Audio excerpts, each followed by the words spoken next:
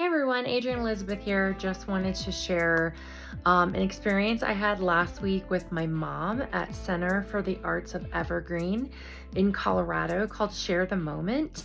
It's a program for Alzheimer's and someone to come with them, the person who has Alzheimer's, to do art together. So it was a great day. We looked at their current exhibit and then we did some art together. So enjoy.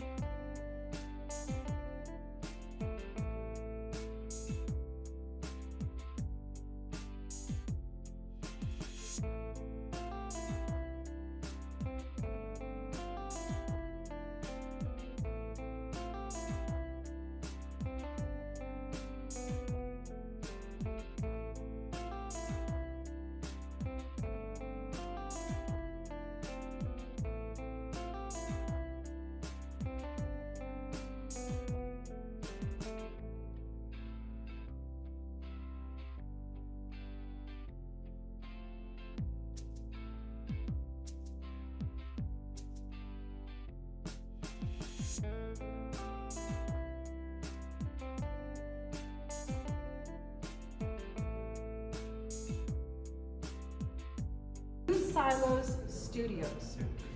And Blue Silo Studios are located, I'm still thinking, down in Denver. They're across from the Western Center complex. And they are known as the Blue Silo Studios because right behind them are these really large silos. And I have a picture of it, it's just loading. Right here.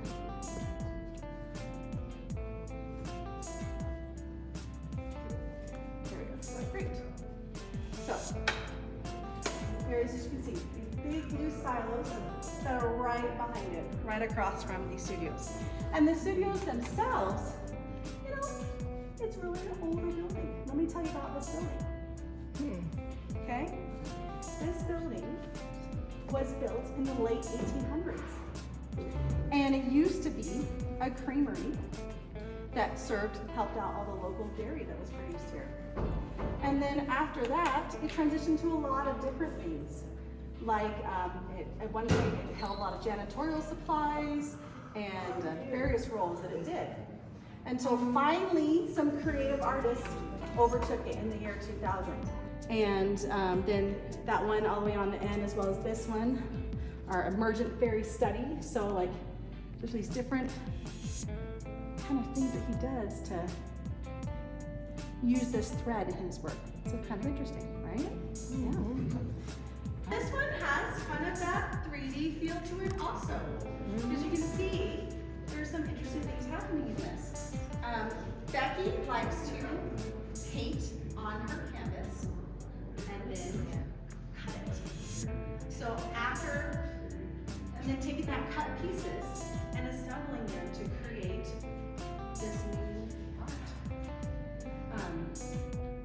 She says her artwork explores process, like the tension between structure and fluidity, like kind of that both, using fabric to kind of bring together as an idea for landscape, as an idea for merging those thoughts of hers. So she cuts layers and pieces together, these strips, to make these compositions. And she wants to evoke feelings of water, of landscapes, of rhythms in our world. And she was born in Somerset, England. And now she's in the States here at Blue Silo. It's been there since 2012.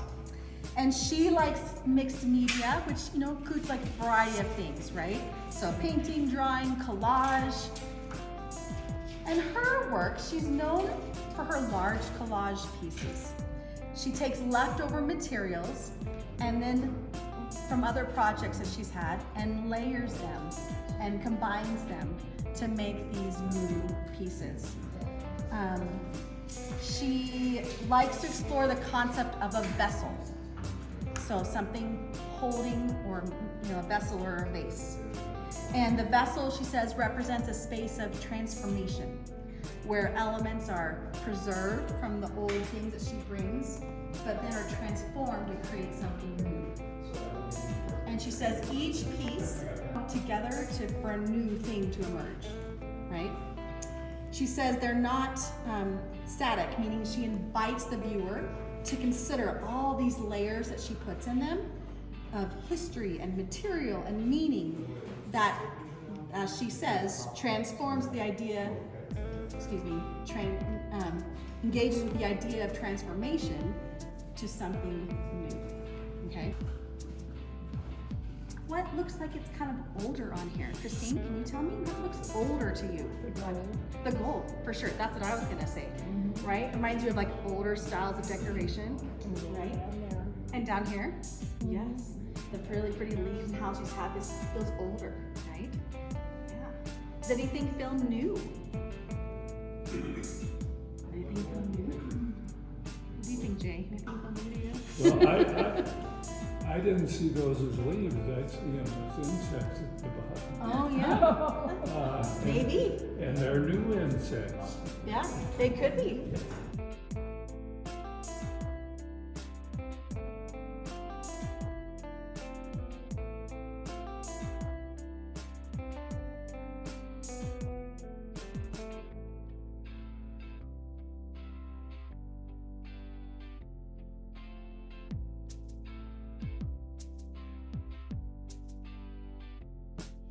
Megan. I do a lot of outreach up here at Center for the Arts. I do a lot of kid classes and summer camps.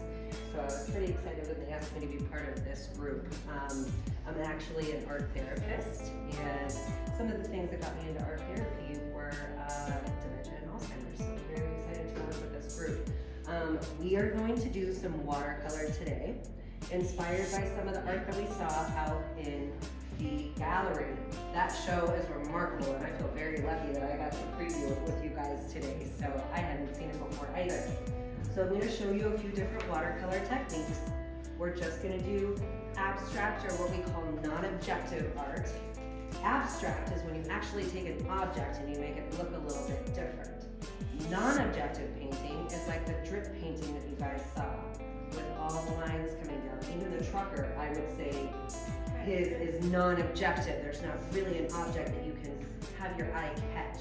So I'm learning too. So we're going to do non-objective watercolor today. Going to do the rubbing alcohol. If you have it too dry, the rubbing alcohol won't react because it's got to react with that water. Makes sense? To do wet on dry, pretty simple. This side of my paper is completely dry.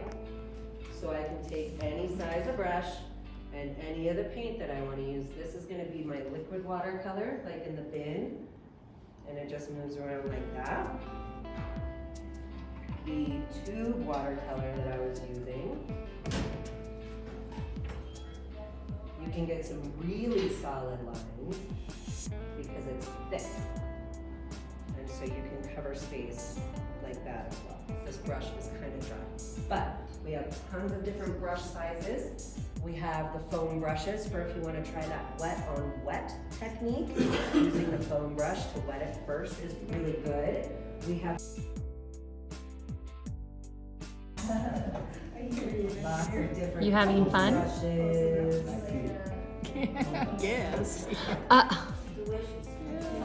Yes. Things on this thing.